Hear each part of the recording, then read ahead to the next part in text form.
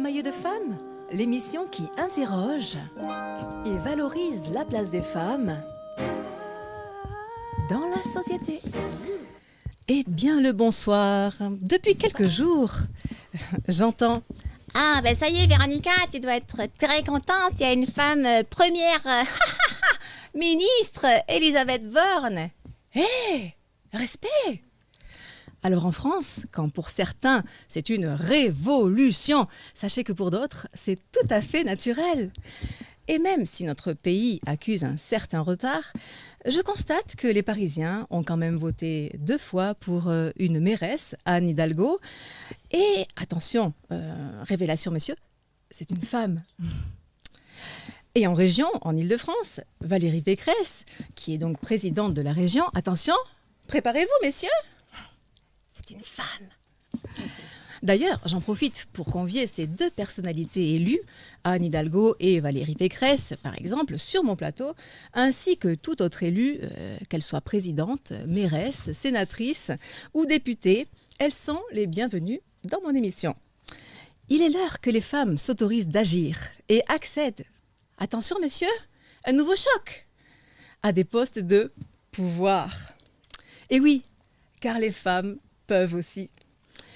Il est juste de constater que ce n'est que la seconde fois en France, après Édith Cresson, qui a tenu presque un an, de mai 91 à avril 92, que ça arrive dans notre 5e République. Mais sachez, à l'étranger, c'est tout à fait banal. Petit quiz. Et vous aussi, derrière votre écran, vous avez le droit de jouer.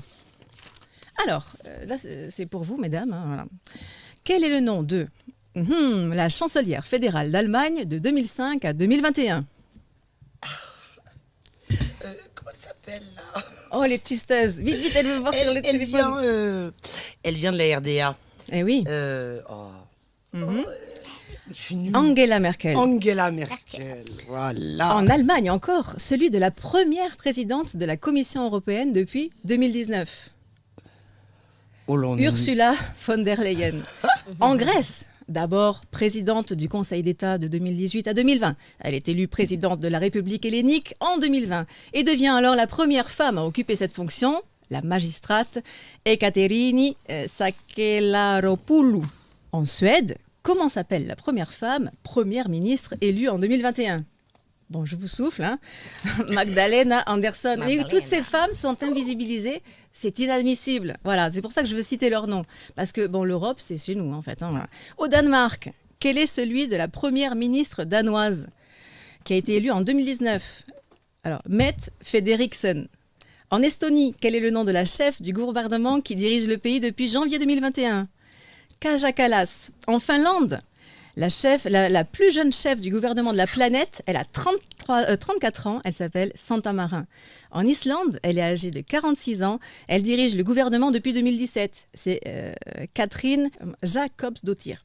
En Hongrie, en mars 2022, elle a été élue à la présidence pour un rôle plutôt protocolaire, c'est Katalin Novák. En Lituanie, première ministre de la Lituanie depuis 2020, Ingrida Simonite.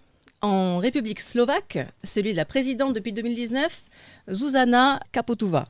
En Écosse, quel est le nom de la première ministre depuis 2014 qui dirige l'Écosse ?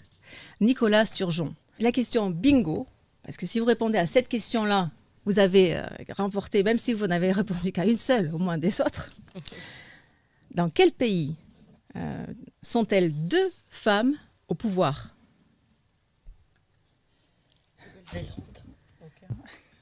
Non, il faudrait vrai, il y a un pays. Bon, c'est la Moldavie.